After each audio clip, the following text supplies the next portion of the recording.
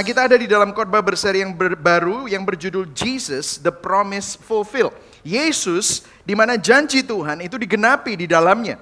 Kasih karunia Kristus itu menjadi berkat yang terbesar dalam hidup kita. Dan hari ini kita akan bicara mengenai Magnificat. Minggu ini kita masuk ke dalam Advent. Kalau saudara lihat semua dekorasinya sudah Natal ya saudara di luar. Ada photo booth by the way, you can take picture over there ya saudara ya. Dan saudara, masa Advent adalah masa penantian. Di antara perjanjian lama dan perjanjian baru ada masa yang namanya intertestamental year. Di mana Tuhan seolah-olah diam 400 tahun. Dan tiba-tiba Tuhan berfirman melalui penampakan seorang malaikat Gabriel kepada Maria. Dan lagu Natal yang pertama itu dinyanyikan oleh Maria. Dan ada 4 lagu Natal pertama, ya kita akan membahas keempat-empatnya itu di dalam beberapa minggu ini. Dan minggu ini kita bahas Magnificat. Itu adalah bahasa Latin yang berjudul, yang artinya kita itu memuji dan memuliakan Tuhan. Dia yang menyanyikannya adalah Maria, dia adalah seorang yang diberkati dan pesan untuk trusting God. Kemudian minggu depan kita akan belajar mengenai lagu Zakaria, ya, yang berjudul Benedictus, dan lagu malaikat minggu ketiga, lagu malaikat kepada gembala berjudul Gloria, dan lagu Simeon, ya, nyanyian Simeon, seorang yang sudah tua kemudian bisa menggendong bayi Yesus, judulnya adalah Nunc Dimittis. Nah, mungkin saudara nggak pernah dengar khotbah-khotbah seperti ini di gereja karismatik. Biasanya mungkin ada sedikit, ini ngomongin apa? Ini semua bahasa Latin, tetapi ini lagu-lagu yang sangat bersejarah dan lagu-lagu Natal yang sangat maknanya dalam sekali, dan itu sangat bermakna bagi kita semua. Nah, kita akan membaca sama-sama lagu Maria, dan kita akan mulai bersama-sama dari Lukas 1 ayat 41 sampai ayat yang ke-56. Kita akan membacanya bergantian dan saudara membacanya yang oranye, saya membaca yang putih. Oke, Lukas 1 ayat 41 kita mulai. 1, 2, 3. Dan ketika Elisabet mendengar salam Maria, melonjaklah anak yang di dalam rahimnya, dan Elisabet pun penuh dengan Roh Kudus. Lalu berseru dengan suara nyaring, diberkatilah engkau di antara semua perempuan dan diberkatilah buah rahimmu. Siapakah aku ini sampai ibu Tuhanku datang mengunjungi aku? Sebab sesungguhnya ketika salammu sampai kepada telingaku, anak yang di dalam rahimku melonjak kegirangan. Ayat 45, dan berbahagialah ia yang telah percaya, sebab apa yang dikatakan kepadanya dari Tuhan akan terlaksana. Nah, kita masuk ke dalam lagu nyanyian Maria. Lalu kata Maria, jiwaku memuliakan Tuhan, dan hatiku bergembira karena Allah juru selamatku. Sebab ia telah memperhatikan kerendahan hambanya. Sesungguhnya mulai dari sekarang segala keturunan akan menyebut aku berbahagia. Karena yang Maha Kuasa telah melakukan perbuatan-perbuatan besar kepadaku, dan namanya adalah kudus. Dan rahmatnya turun-temurun atas orang yang takut akan dia. Ia memperlihatkan kuasanya dengan perbuatan tangannya, dan mencerai-beraikan orang-orang yang congkak hatinya. Ia menurunkan orang-orang yang berkuasa dari tahtanya dan meninggikan orang-orang yang rendah. Ayat 53. Ia melimpahkan segala yang baik kepada orang yang lapar dan menyuruh orang yang kaya pergi dengan tangan hampa. Ia menolong Israel hambanya karena ia mengingat rahmatnya. Ayat 55. Seperti yang dijanjikannya kepada nenek moyang kita, kepada Abraham dan keturunannya untuk selama-lamanya. Dan Maria tinggal kira-kira 3 bulan lamanya bersama dengan Elisabet, lalu pulang ke rumahnya. Berbahagialah orang yang mendengar firman Tuhan, memelihara dalam hatinya, dan melakukan dalam hidupnya. Poin saya ada 3 saudara. Yang pertama, mengapa Maria disebut blessed and highly favored? Kita akan belajar sama-sama. Kenapa kok Maria disebut berbahagia dan diberkati? Kemudian yang kedua, apa yang menjadi pesan lagu nyanyian Maria Magnificat? Kemudian makna Injilnya bagi kita semua. Nah, saudara, kita akan masuk ke dalam poin yang pertama. Saudara ready? Are you ready? Yes, saudara, yang online juga. Nah, kalau saudara perhatikan, ini ada sesuatu yang menarik karena ada beberapa kata-kata yang diulang-ulang terus. Contohnya adalah di ayat yang ke-45 dikatakan Elisabet berseru dengan suara yang nyaring. Dia berkata tentang Maria bahwa Maria, engkau diberkati. Diberkatilah engkau di antara semua perempuan. Bahasa Inggrisnya bless. Bahasa aslinya juga bless. Kemudian ayat 45, dan berbahagialah. Nah, bahasa Inggrisnya tetap blessed. Kalau bahasa Indonesia diberkati dan berbahagia. Ia yang telah percaya, sebab apa yang telah dikatakan kepadanya dari Tuhan akan terlaksana. Nah, saudara, pertama-tama saya ingin memberikan sedikit background ya saudara. Sebelum Maria menyanyikan lagu Magnificat, Maria baru saja ketemu dengan seorang malaikat. Namanya malaikatnya Gabriel. Nah, Anda perlu tahu, Maria adalah seorang Yahudi, maka dia tahu cerita perjanjian lama. Waktu dia kedatangan malaikat, itu adalah sesuatu yang sangat spektakuler. Biasanya ya saudara, kalau kita lihat di kartun-kartun, malaikat itu digambarkan dengan bayi kecil-kecil yang lucu, terus kelihatan pantatnya, terus udah gitu, sayapnya itu kecil, cute gitu, terus gini ya kan gitu. Saudara. Tapi malaikat sesungguhnya kalau saudara lihat, dimanapun malaikat itu menampakkan diri menurut Alkitab, itu sangat mulia dan orang-orang takut. Takutnya bukan takut seperti genderuwo, ya saudara, atau takut seperti setan, enggak. Tetapi begitu mulia dan selalu malaikat itu selalu ngomong jangan takut. Jadi malaikat itu sesuatu yang spektakuler. By the way, tadi saya sudah sempat singgung bahwa ini adalah peristiwa ini terjadi 400 tahun sejak Tuhan berbicara kepada umatnya melalui Nabi Maleaki. Dan ini juga terjadi 500 tahun sejak penampakan malaikat terakhir. Saudara tahu kapan itu 500 tahun penampakan malaikat terakhir? Pada waktu Sadrach, Mesak, dan Abednego dilempar oleh Raja Nebukadnezar masuk ke dalam dapur api. 3 orang, waktu masuk di dapur api, orang yang melempar mereka juga terbakar, saking panasnya. Tetapi 3 orang itu tiba-tiba jadi 4. Dan yang keempat ini seperti anak dewa menurut Raja Nebukadnezar. Nah, disitulah penampakan malaikat. Di sini konon dikatakan para scholar percaya bahwa yang keempat ini adalah pre-incarnation of Jesus. Jadi Yesus menampakkan diri. Nah kemudian 800 tahun sejak mujizat terjadi kapan? Itu zamannya Nabi Elisa.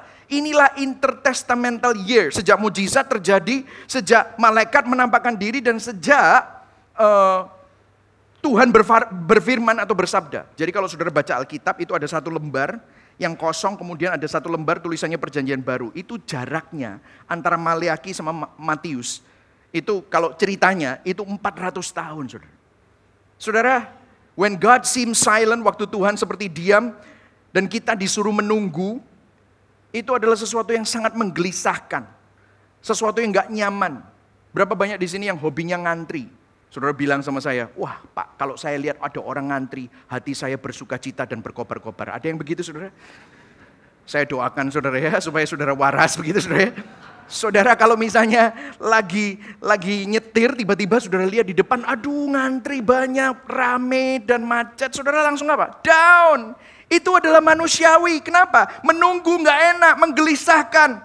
Waktu saudara harus menunggu, itu adalah waktu di mana saudara sangat tidak nyaman. Tetapi saudara, tahukah seringkali memang adalah bagian rencana Tuhan untuk kita menunggu. Bagian dari rencana Tuhan untuk saudara dapat berproses dan percaya kepada Tuhan meskipun kadang-kadang mata kita tidak bisa melihatnya. Dan apa yang terjadi kalau saudara baca, ini tidak ada di bacaan tadi tetapi di Lukas 1 ayat 26. Maka dikatakan di sini malaikat Gabriel pergi ke sebuah kota di Galilea bernama Nazaret kepada seorang perawan yang bertunangan dengan seorang yang bernama Yusuf dari keluarga Daud. Nama perawan itu Maria.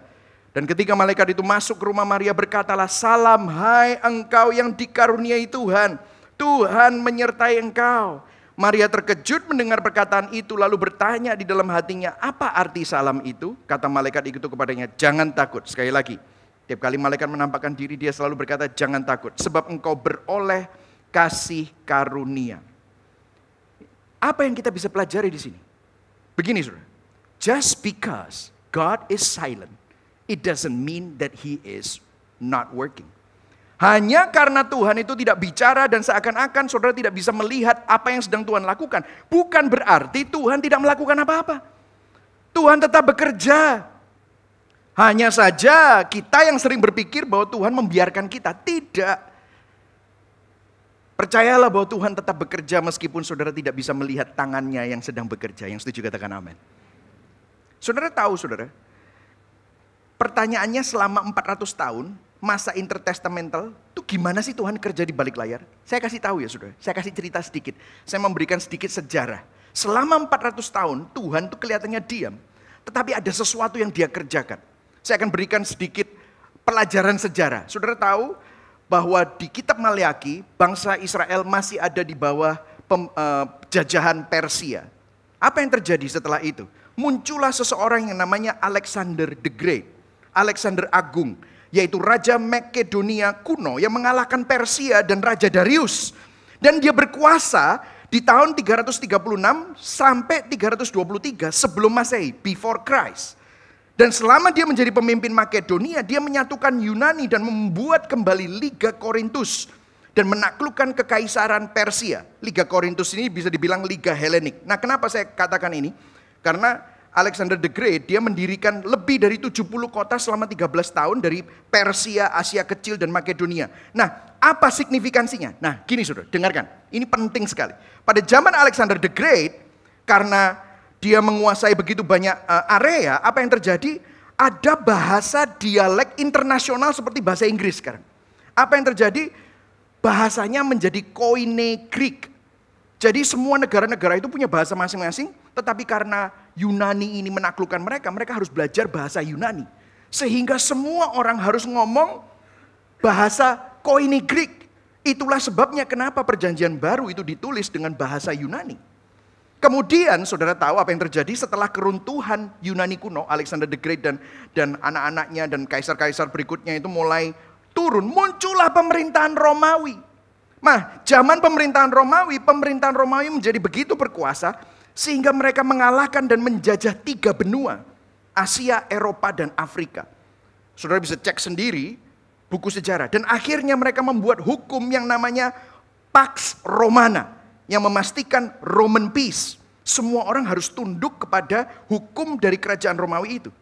Dan apa yang terjadi? Karena mereka menguasai hampir sepertiga dari dunia, mereka membuat dermaga-dermaga. Mereka membuat jalan-jalan antara negeri satu kepada negeri yang lain. Dan itu dilindungi oleh hukum Romawi, sehingga orang kalau travel dari negara satu ke negara lain, tidak takut dirampok. Kenapa? Karena dijaga.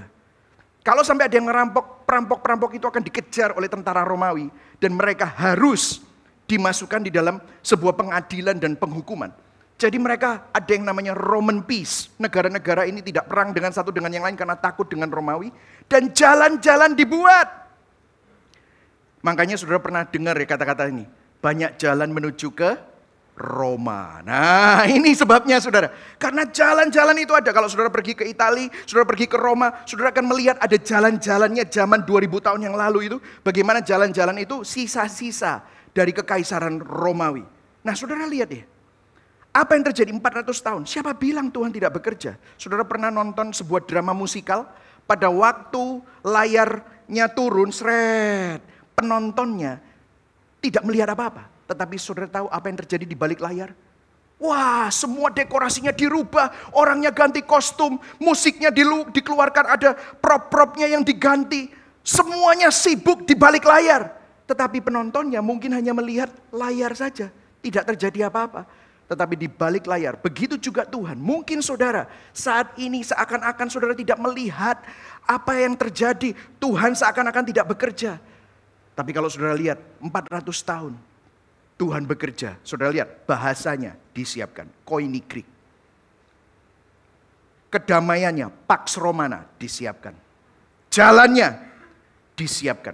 Dan apa yang terjadi? Seakan-akan Tuhan bilang gini, nah sekarang sudah siap. Maka ayat 26, lahirlah seorang Mesias. Yang setuju katakan amin. Wow. Kalau saudara saat ini seakan-akan tidak bisa melihat bahwa Tuhan sedang bekerja dalam hidupmu, bukan berarti Tuhan tidak bekerja. Artinya, saudara perlu belajar untuk percaya bahwa Tuhan setia sama janjinya.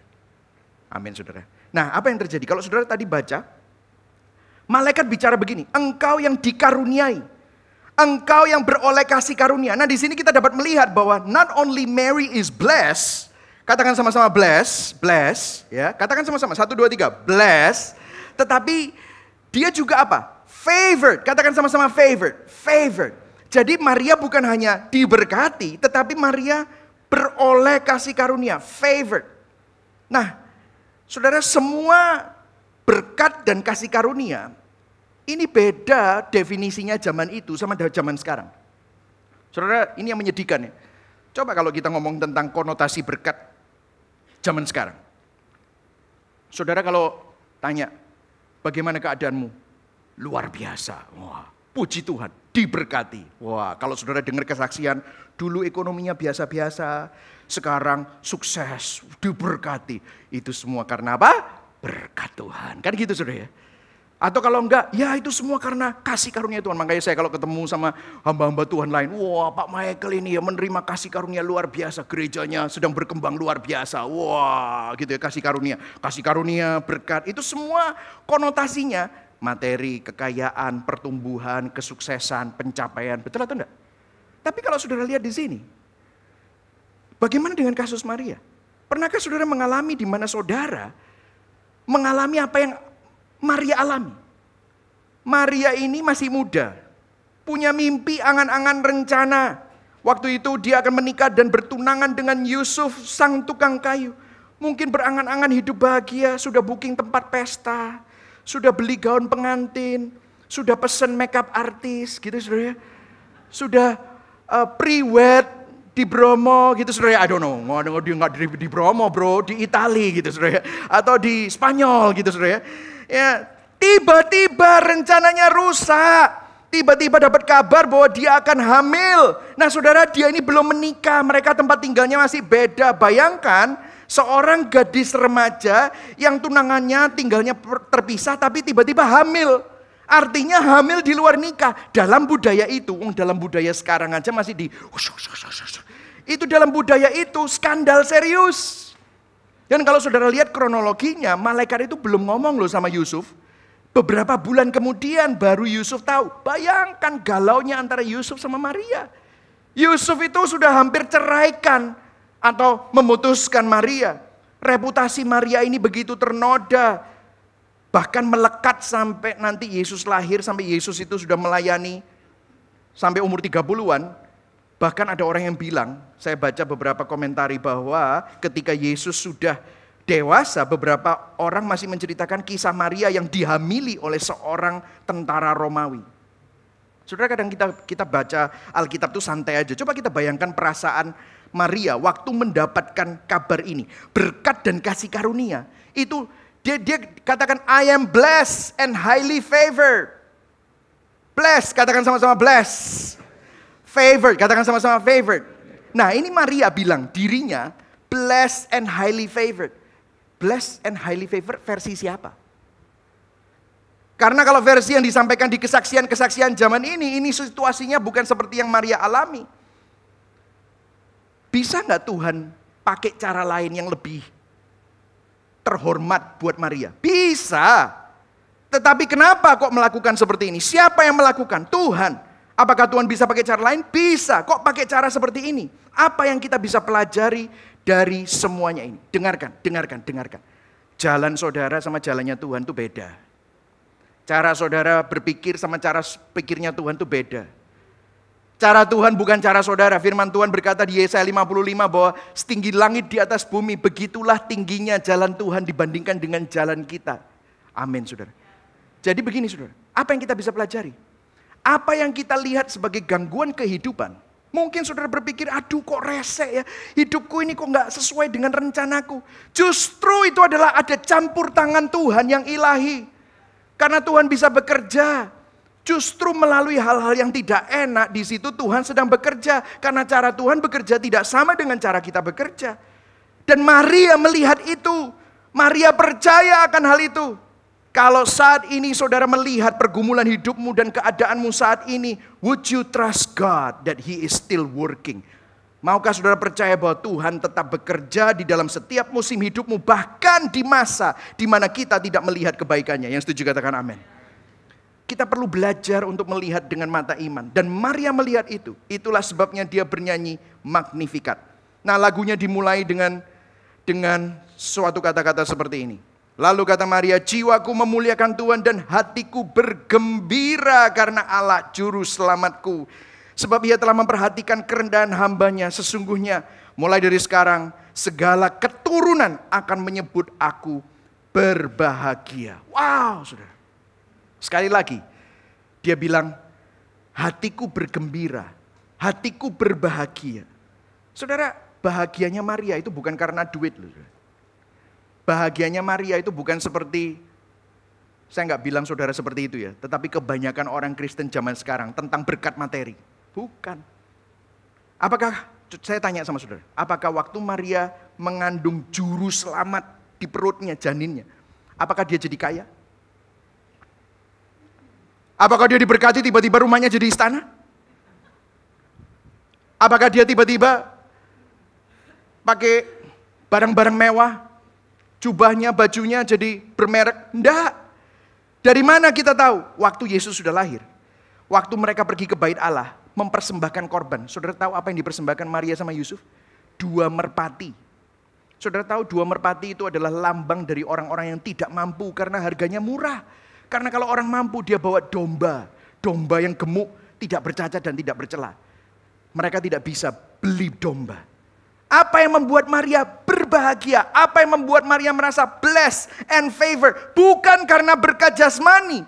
Tetapi dia bilang, karena hatiku bergembira karena apa? Allah juru selamatku. Yang membuat Maria berbahagia adalah sesuatu yang lebih besar dari sesuatu yang fisik atau yang materi. Dia katakan berkat dan kasih karunia yang aku terima, yang dimaksudkan oleh Alkitab itu bukan tentang hal yang fisik atau materi. David Platt, seorang pengkhotbah, dia pernah berkhotbah begini, our ultimate need is never physical. Our ultimate need is always spiritual. Kebutuhan utama kita tidak pernah bersifat fisik. Kebutuhan utama kita selalu spiritual.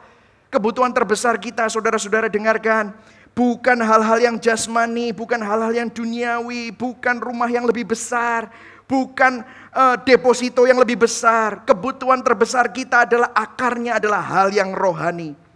Kalau saudara lihat di sini, Maria bersyukur dan dia bilang dirinya berbahagia bukan karena dia mendapatkan terobosan secara jasmani, tetapi dia menerima kasih karunia Tuhan.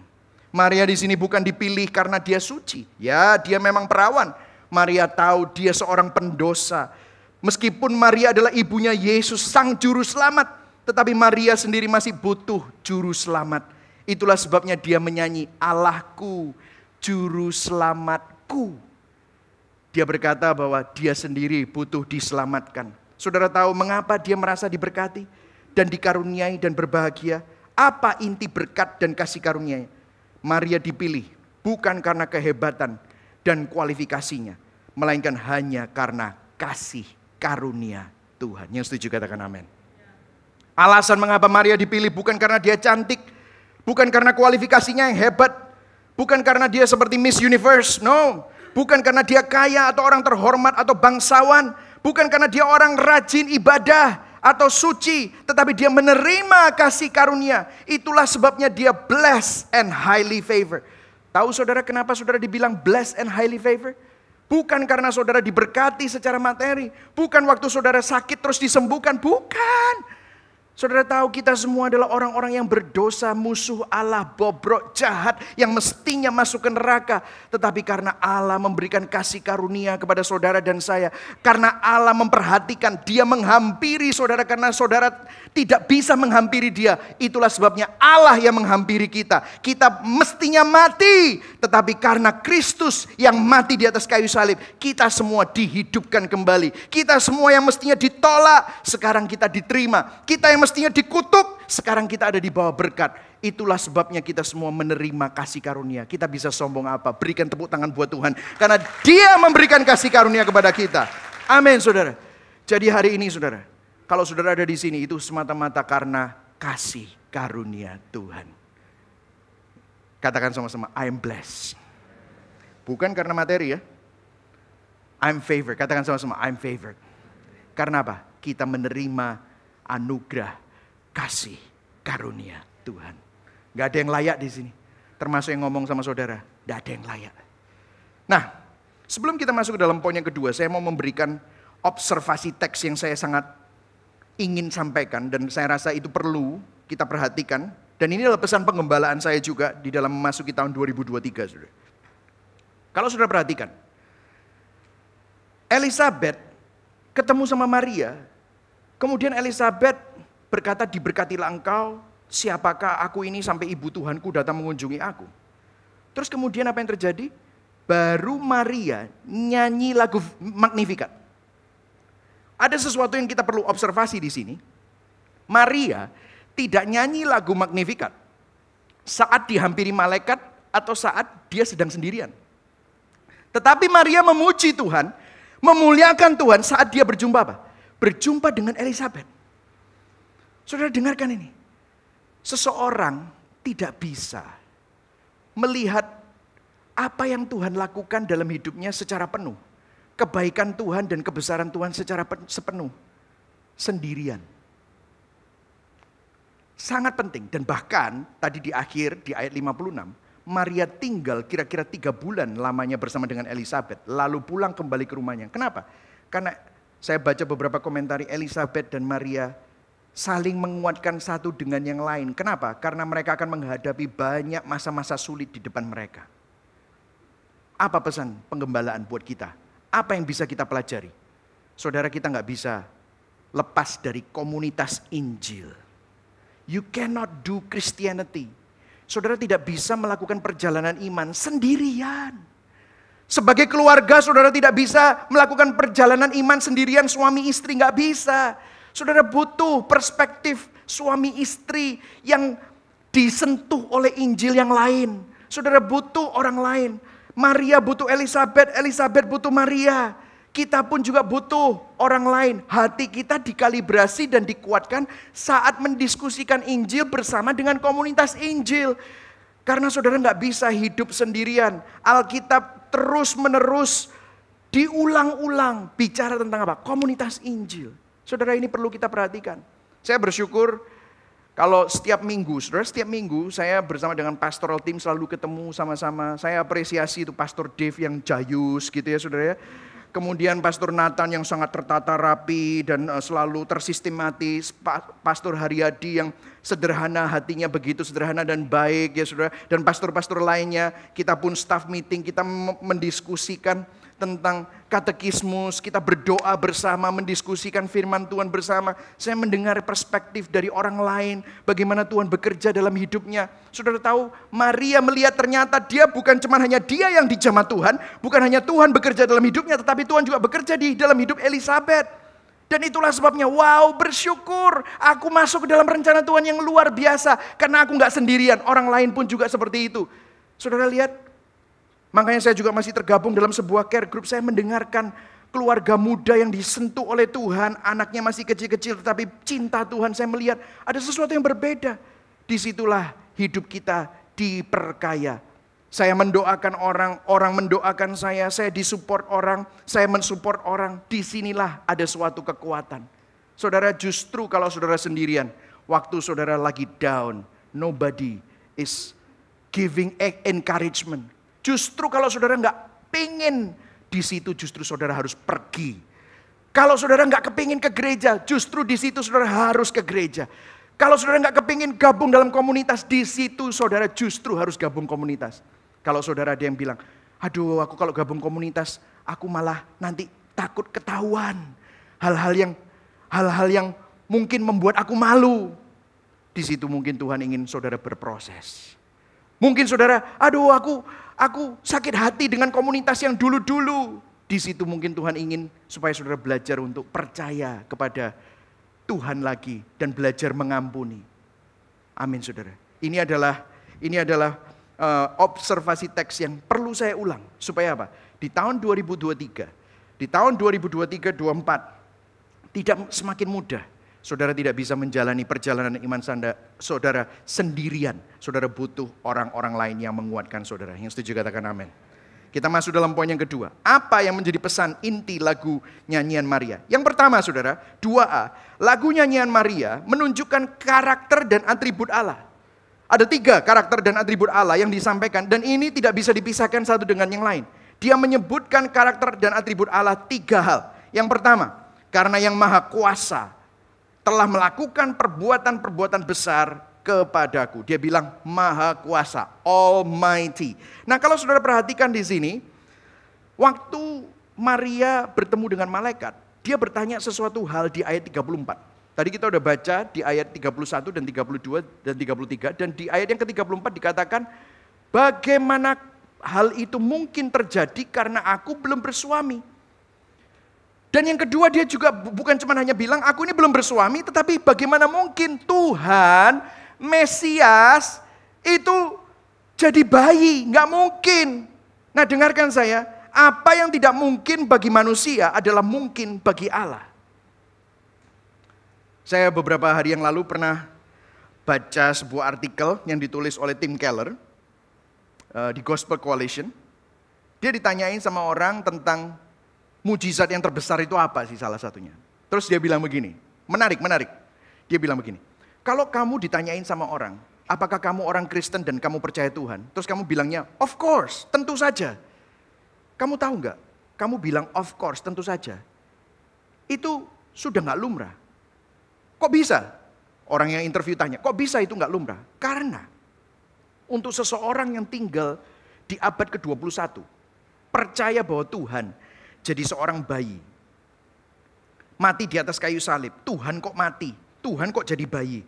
Habis itu kamu percaya, terus kamu dibaptis, dicelupkan air, atau kamu masuk ke dalam air untuk jadi bagian dari komunitas itu sudah nggak masuk akal. Untuk kamu percaya Tuhan, kamu percaya salib, kamu percaya Tuhan jadi bayi, itu merupakan suatu mujizat pada dirinya sendiri. Wow. Saudara kalau coba saudara pikir, orang modern mana? Orang yang sekolah S2, S3 bisa percaya kepada kekristenan. Orang yang percaya kepada kekristenan kalau dia bisa bilang, aku percaya kepada Yesus. Itu adalah mujizat dengan dirinya sendiri. Tidak mungkin kalau saudara pikirkan dengan rasio, konsep yang sangat tidak masuk akal.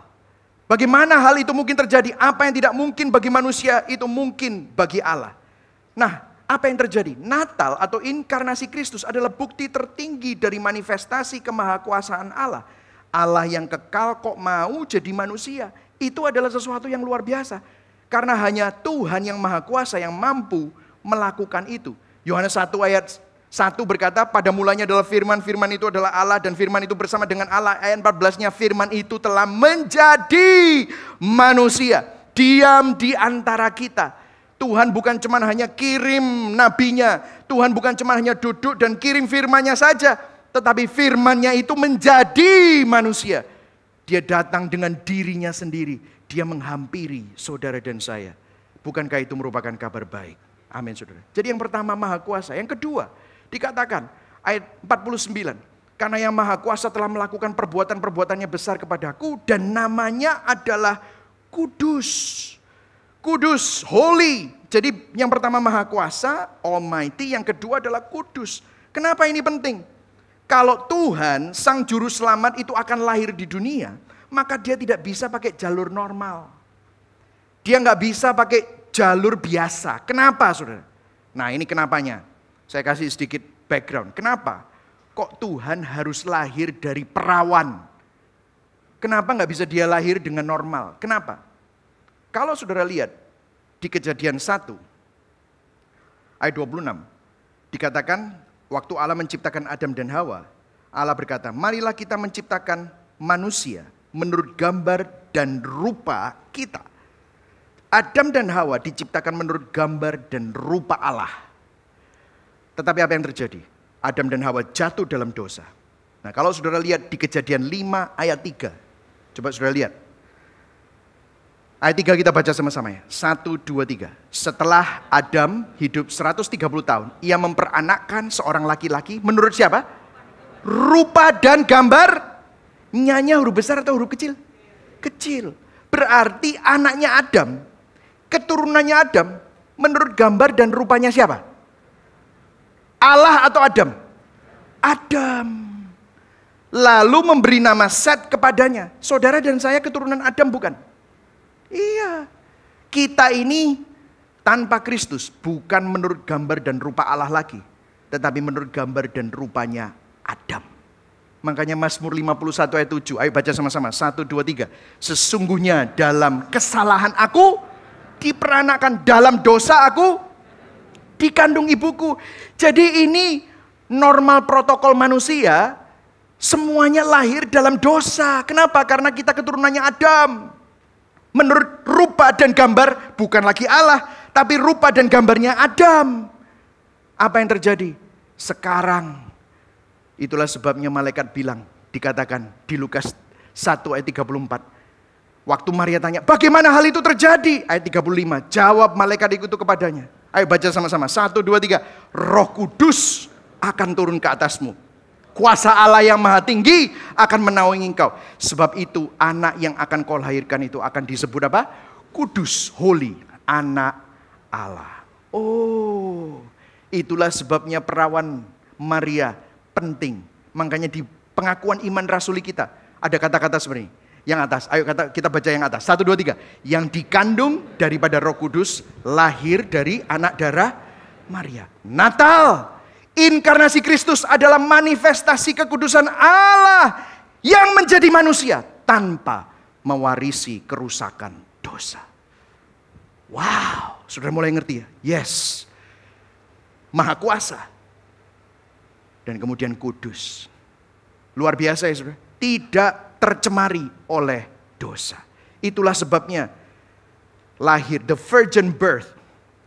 Spirit conceive, virgin birth. Itu bahasa Inggrisnya. Ya. Roh Kudus, lahir dari Roh Kudus, lahir dari anak darah Maria. Kemudian, bukan cuma hanya dia berkuasa, bukan cuma hanya kudus, tetapi ini yang luar biasa yang ketiga saudara, dikatakan. Karena yang maha kuasa telah melakukan perbuatan-perbuatan besar kepadaku dan namanya adalah kudus.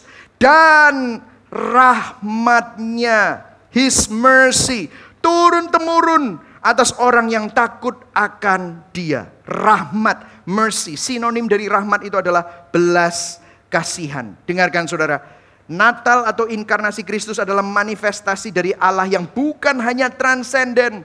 Tuhan itu memang berkuasa, Tuhan kudus, Tuhan dahsyat, dia menciptakan langit dan bumi. Tuhan itu perkasa, Tuhan itu besar, mulia, dalam tanda kutip bisa mengerikan.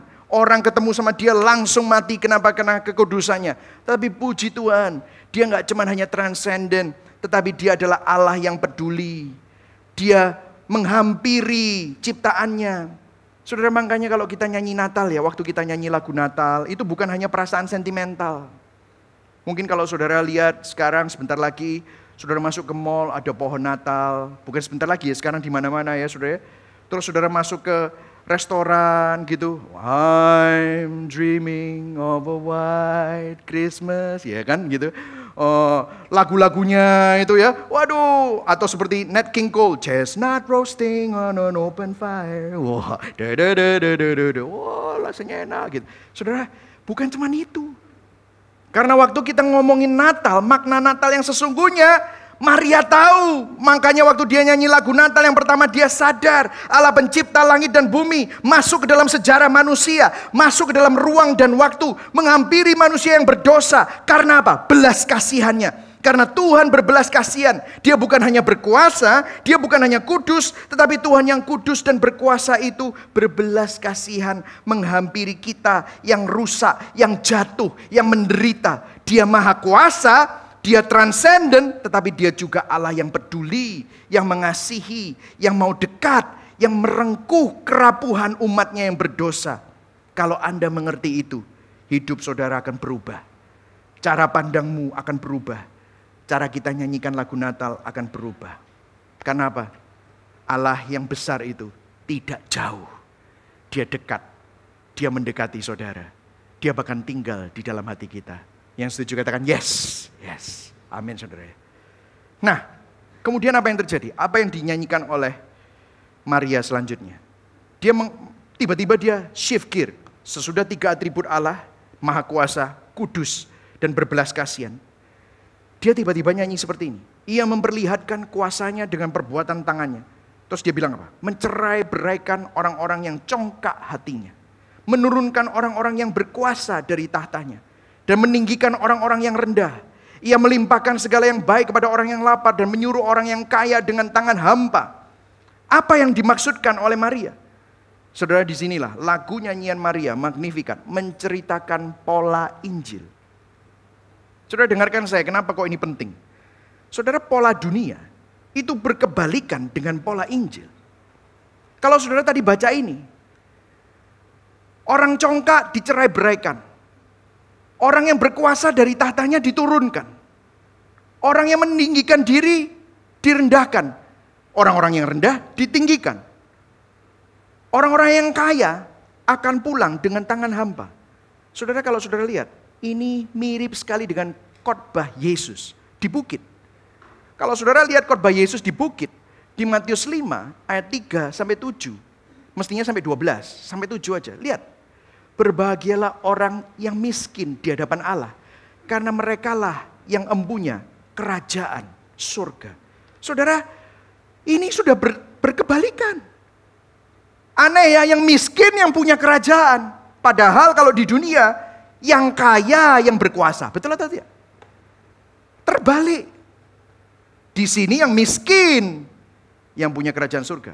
Ayat 4, itu adalah kutipan dari Yesaya 61 ayat 2. Berbahagialah orang yang berduka cita, karena mereka akan dihibur. Biasanya kalau di dunia yang terhibur adalah orang yang happy-happy.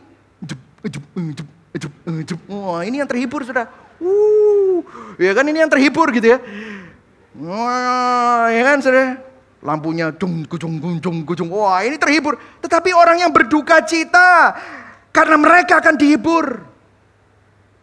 Lihat ayat yang kelima. Berbahagialah orang yang lemah lembut karena mereka yang memiliki bumi. Loh, yang memiliki bumi di dunia orang yang kejam, yang eksploitasi, yang menindas, penguasa, itu yang memiliki bumi di dunia. Berbahagialah orang yang lapar dan haus akan kebenaran, mereka akan dipuaskan. Di dunia yang dipuaskan biasanya yang kenyang, yang tidak haus, itu secara jasmani adalah orang-orang yang kaya, orang yang kenyang. Tetapi di sini orang yang lapar dan haus akan kebenaran. Ayat 7, berbahagialah orang yang murah hatinya, karena mereka akan beroleh kemurahan. Kalau di dunia, yang murah hati pasti dimanfaatkan.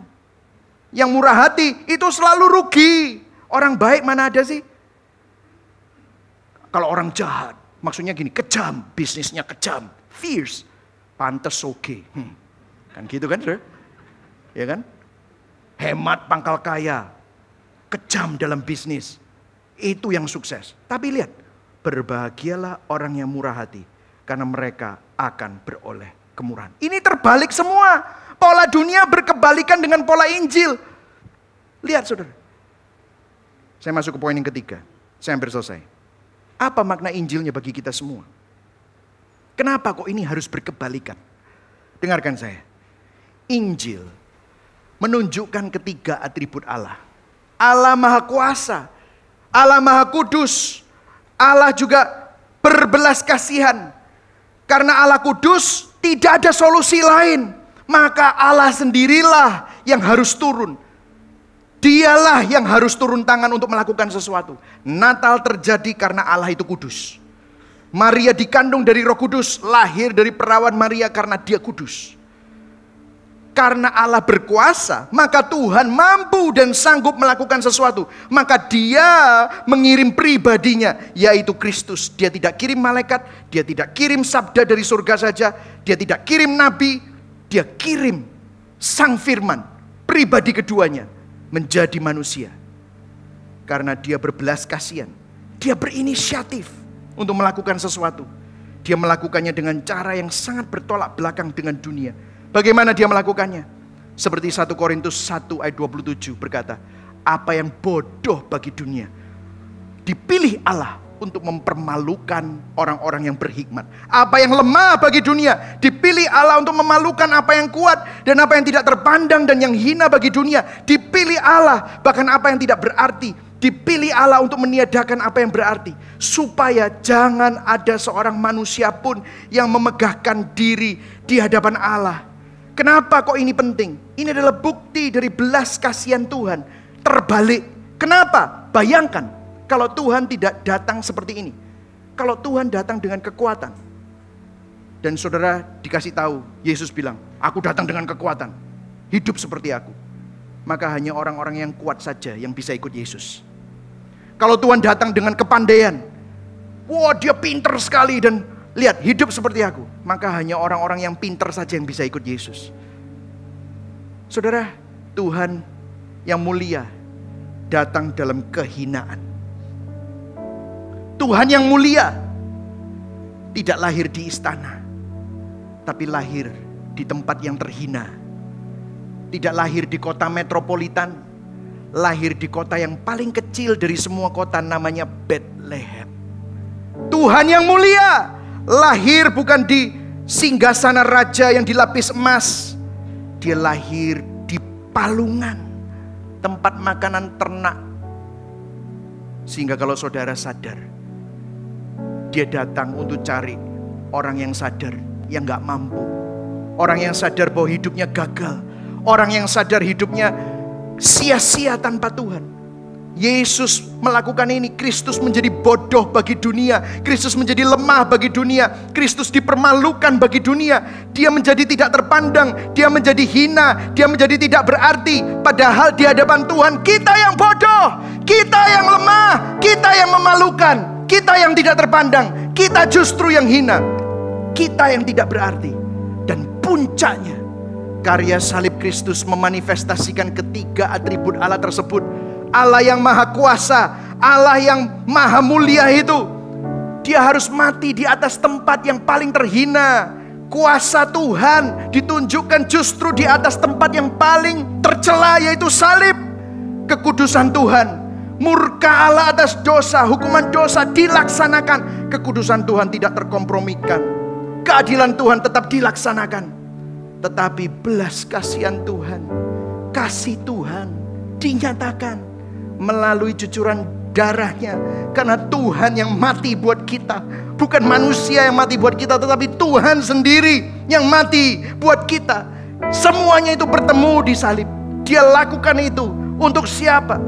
Untuk menyelamatkan saudara. Dia lakukan itu supaya saudara bisa menerima berkat terbesar, supaya saudara bisa bilang, I am blessed, I am favored. Bukan karena kekayaan materi. I am blessed, I am favored. Bukan karena ada mujizat jasmani.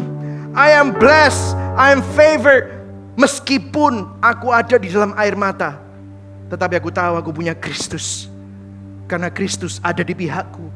Kristus mati di atas kayu salib untuk aku. Supaya saudara dapat berbahagia. Supaya saudara dapat bilang, I am blessed and I am highly favored. Pesan pengembalaan saya, mengakhiri tahun 2022, masuk ke dalam tahun 2003. Pandanglah kehidupan dengan lensa Injil. Hidupilah kehidupan dengan pola Injil. Saudara, kita perlu bertobat dari kecongkakan hati kita. Orang-orang yang congkak hati akan dicerai-beraikan. Tadi Maria sudah menyanyikan. Dia bukan dicerai-beraikan Tuhan, tetapi kecongkakannya akan membuat dia jatuh akhirnya. Kita perlu bertobat mengandalkan kuasa manusia, tahta manusia. Orang yang mengandalkan kuasa dan tahta akan diturunkan. Tadi Maria udah nyanyi itu. Kita perlu bertobat mengandalkan kekayaan kita. Orang yang kaya akan pergi dengan tangan hampa. Biarlah saudara dan saya dapat melihat bahwa Kristus ada di pihak kita. Saudara, kalau firman Tuhan berkata bahwa firman Tuhan berkata di Lukas 1 ayat 32b sampai 33. Waktu malaikat itu ngomong sama Maria, dia bilang begini. Dia bilang tentang anak yang dikandungnya. Dan ia akan menjadi raja atas kaum keturunan Yakub sampai selama-lamanya. Dan, baca sama-sama yang terakhir. 1, 2, 3. Kerajaannya tidak akan berkesudahan. Ada message of kingship. Ada pesan kedaulatan raja. Saudara, sebentar lagi kita akan masuk tahun 2023. Dan tahun 2023 itu adalah tahun sebelum tahun 2024. Of course. Tapi apa yang terjadi di tahun 2024? Pemilu. Saudara tahu? Saya rasa bukan hanya di Indonesia saja, tapi semua negara. Setiap kali ada masa transisi, akan selalu terjadi ketegangan. Saat-saat pemilihan umum, pemilihan legislatif, pemilihan kepala daerah, selalu ada ketegangan, ketidakstabilan, kekhawatiran, ketidakpastian. Tetapi firman Tuhan tadi bilang apa? Yang bawah sekali lagi kita baca 1, 2, 3. Kerajaannya tidak akan berkesudahan. Yang setuju katakan amin. Kalau saudara punya Kristus, saudara bisa bilang I'm blessed and favored. Bukan karena kestabilan pemerintah, Bukan karena kestabilan ekonomi. Bukan karena keamanan di dalam kehidupanku. Tetapi karena Kristus ada di dalamku. Karena kasih karunia Tuhan tidak pernah melepaskanku. Kerajaannya tidak berkesudahan. Christ is forever sovereign and in control. Kristus selamanya berdaulat dan memegang kendali. Saat hidup kita tidak menentu, saat doa kita seakan-akan tidak terjawab, saat situasi dan keadaan kita penuh dengan pergumulan dan tidak ideal, justru disitulah Tuhan ingin menunjukkan kepada kita bahwa Dia berdaulat dan memegang kendali. Kalau saudara sedang saat ini mungkin ragu-ragu, disitulah saudara harus mempercayakan hidupmu kepada Tuhan. Christ is forever sovereign and in control. Saudara, saya mau cerita sedikit. Bagaimana saya pun juga mengalami apa yang mungkin saudara pikir saya nggak pernah alami. Mungkin saudara pikir, wah Pastor Mike itu selalu baik-baik saja. No, it's not. Saudara, saya nggak tahu berapa tahun saya sudah jadi pastor, saya berkhotbah. Sebelum saya berkhotbah, tadi di belakang. Itu orang-orang yang ada di belakang tahu. Saya kalau sebelum khotbah itu ke kamar kecil, saya nggak tahu berapa kali. Ini khotbah 3 kali, mungkin setiap sebelum khotbah ke kamar kecil 5 kali mungkin. Jadi kira-kira 15 kali ke kamar kecil. Kenapa? Nervous, saudara. Saudara yang pernah salaman sama saya, kalau saudara di bawah salaman, sampai ada yang komen, wih tangannya Pastor Mike itu dingin ya. Bukan kademen, wis pakai jaket. Ini bukan kademen, nervous, takut, saudara. Sampai sekarang ini saya masih takut, masih merasa saya nggak qualified. Saudara lihat model saya, nggak cocok jadi gembala sidang. Waktu pulang pertama kali, waktu saya dapat kabar bahwa papa saya dipanggil Tuhan dan saya harus take over the church untuk jadi gembala sidang, itu takut, saudara. Banyak tantangan datang dalam hidup saya, banyak orang ragu, banyak orang nyinyir, banyak orang mencerca, banyak orang, saya nggak bisa make everyone happy. Saya orangnya melankolis, saudara. Jadi kadang-kadang kalau ada orang yang ngomong miring sedikit, hati saya aduh gitu, saudara. Tapi di situ justru saya semakin bergantung sama Tuhan. Saya sampai ngomong sama istri saya kok nggak pernah bisa ya tenang, saya kok nggak bisa ya kayak wis biasa gitu ya. Karena semakin banyak, saudara bisa melihat ada growth in Gibeon Church. Semakin takut saya, kenapa? Jangan sampai yang saya khotbahkan ini sesat, aduh. Nanti saya disambar beledek sama Tuhan gitu, saudara. Takut gitu, saudara. Saya bertanggung jawab. Tiap kali saya takut sampai saya bilang, kapan ya saya bisa nggak takut lagi? Istri saya bilang gini, kalau kamu sudah tidak takut lagi dan kamu merasa business as usual, kamu sudah tidak lagi bergantung sama Tuhan. Wah, iya Tuhan. Setiap kali saya mau konseling, saya harus doa Tuhan. Saya nggak tahu harus ngomong apa sama orang ini. Kasusnya berat. Sebelum saya khotbah, saya nggak tahu saya harus khotbah apa. Apalagi kalau harus khotbah di TV, harus khotbah sama orang-orang pejabat. Aduh, saya nggak tahu harus khotbah apa. Saya takut. Semakin saya seperti itu, tapi saya tahu. Di situ saya harus semakin berdoa, saya harus semakin bergantung sama Tuhan. Dan saya tahu, disitulah saya tahu bahwa God is in control. It's not about me, bukan tentang saya. It's about Jesus yang selalu bersama dengan saya. Justru kalau saudara merasa saudara bisa, mampu, hebat, di situ saudara sudah justru jatuh. Tetapi Yesus datang untuk orang-orang yang gak mampu. Yesus datang untuk orang-orang yang merasa dirinya berdosa, orang-orang yang gak layak. Disitulah kasih karunia Tuhan justru bersinar. Berikan tepuk tangan buat Tuhan. C.S. Lewis bilang gini, the Son of God become a man to enable man to become sons of God. Anak Allah yang mulia, pribadi Allah Tritunggal yang mulia, menjadi bayi yang tidak berdaya, lahir di tempat yang hina. Untuk apa? Supaya kita yang hina, supaya kita yang tidak berdaya dapat dijadikan anak-anak Allah yang mulia. Berikan tepuk tangan buat Tuhan. Inilah Injil. Hari ini kalau saudara merasa nggak mampu, kalau saudara merasa mengalami pergumulan, di situ justru Tuhan sedang bekerja di balik layar. Justru kalau saudara merasa mengalami insecurity, saudara nggak mampu dan saudara merasa nggak aman, justru di situ Tuhan ingin berproses dan membawa saudara ke dalam perjalanan untuk saudara dapat belajar mendapatkan keamanan. Bukan pada kekuatanmu, bukan pada kekayaanmu, bukan kepada kemampuanmu, bukan kepada kepandaianmu, tetapi hanya kepada Kristus saja. Kalau saudara bilang, I am blessed and highly favored, it's only because of the grace of God.